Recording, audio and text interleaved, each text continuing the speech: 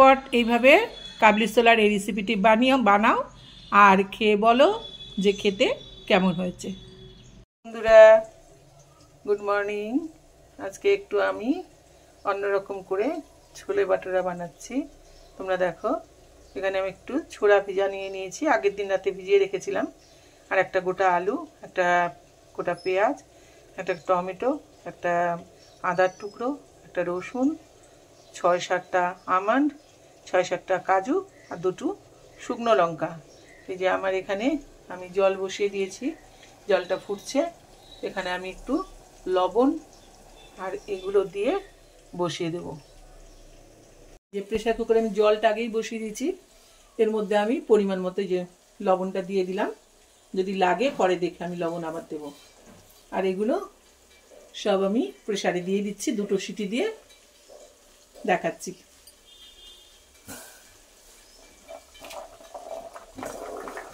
আর এই জলটা আমি রান্নার কাজেই ব্যবহার করব, জলটা ফেলবো না, সেদ্ধ জলটা। প্রেসারের সিটিটা লাগিয়ে দেবো এখন। এগুলো কিন্তু আমার সেদ্ধ হয়ে গেছে, এগুলো আমি তুলে নেব। এগুলো তুলে এটা খোসা ছাড়িয়ে, টমেটোটার খোসা ছাড়িয়ে নেব। এগুলো আমি এখন একটু পেস্ট বানিয়ে তারপর তোমাদের কাছে আবার ফিরে আসছি। এগুলো সবই আমি পেস্ট করে নেব, শুধু ছোলাটাই গোটা থাকবে। কাজু আমন্ড সব পেস্ট করে নেব, শুকনো লঙ্কা, যেগুলো কিন্তু সবই আমি পেস্ট করব, আলুটা করব না এগুলো। আর রসুনটা খুব তাড়াতাড়ি ছোলা হয়ে যাবে সেদ্ধ করে নিলাম জন্য। এটা একটু এখনই চাপ দিলেই বেরিয়ে আসবে রসুনগুলো, রসুনের কোয়াগুলো।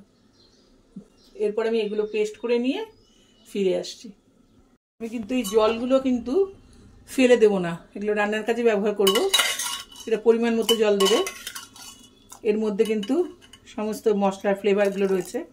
এটা আমি একদিকে রেখে দিচ্ছি, এগুলো আমি সব পেস্ট করব একসাথে।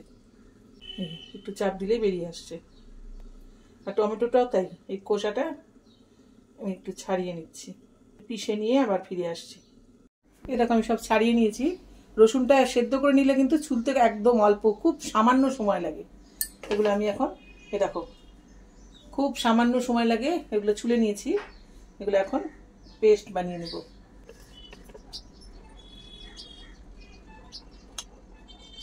শুধু আলুটা খালি থাকলো, আর সব কিছু কিন্তু আমি পেস্ট বানিয়ে নিচ্ছি। এই যে দেখো তেলটা কিন্তু গরম হয়ে গেছে, মশলাটা ভাজা হয়ে গেছে। পেঁয়াজ দিয়ে দিলাম, পেঁয়াজটা লাল মতো ভাজা হওয়ার পর্যন্ত ওয়েট করবো। লাল করে ভাজা হলে মশলাগুলো দিয়ে দেবো এক এক করে। এবারে সেদ্ধ করা যে মশলাগুলো পেস্ট করেছি এগুলো দিয়ে দিচ্ছি।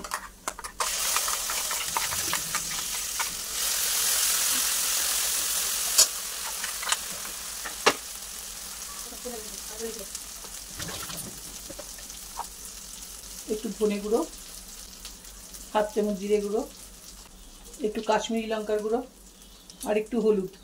লবণটা কিন্তু এখন দেবো না, লবণটা দেখে নিয়ে পরে দেবো, কারণ জলটা আমি রেখে দিয়েছি, জলটা দেবো আমি রান্নাতে। জলটার মধ্যে কিন্তু লবণ আছে, যেটাতে আমি ছোলাটা সেদ্ধ করে নিয়েছি। মশলাটা কিন্তু ভাজা হয়ে গেছে। এই মশলাটা দিয়ে দেখো তেল ছাড়ছে। আমি খুব বেশি তেল দিইনি। এই আলুটা কিন্তু একদম ভেঙে দেবো আমি। এই আলুটা ভেঙে দিলে কিন্তু গ্রেভিটা ভালো হবে। আলুটা একটু শক্ত আছে, সেদ্ধ হয়ে যাবে যেটুকু। তোমরা চাইলে চাকু দিয়েও কেটে নিতে পারো নিচে। একটু জল দিয়ে একটু কষিয়ে নিচ্ছি, একটু একটু করে জল দিয়ে দিয়ে কষিয়ে নেবে। এবারে ছোলা সেদ্ধ যে জলটা ছিল এটা সেই জল।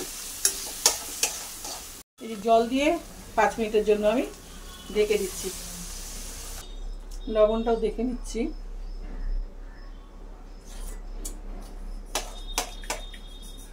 একটু লাগবে লবণ, 2টো কাঁচা লঙ্কা দিয়ে দিচ্ছি।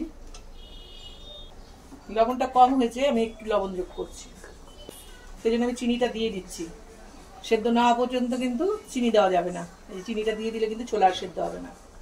হয়ে গেছে দেখো। এবার আমি গ্যাসটা বন্ধ করে দিলাম।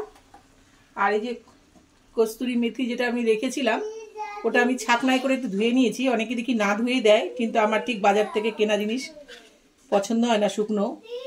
আমি একটু ছাকনার মধ্যে নিয়ে ধুয়ে নিয়েছি। আর একটু গরম মশলা যোগ করছি, একটু গরম মশলা দিচ্ছি।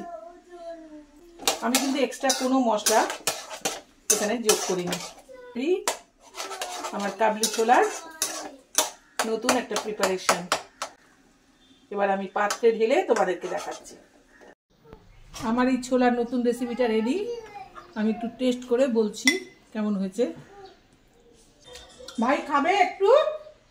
তুমি একটু খাবে? একটু টেস্ট করবে তুমি? আচ্ছা দিচ্ছি, দাঁড়াও। ভালোই হয়েছে। তোমাদের যদি ভালো লাগে রেসিপিটি তাহলে তোমরা লাইক, কমেন্ট ও শেয়ার করো। টাটা, আবার দেখা হবে অন্য কোনো ভিডিও নিয়ে।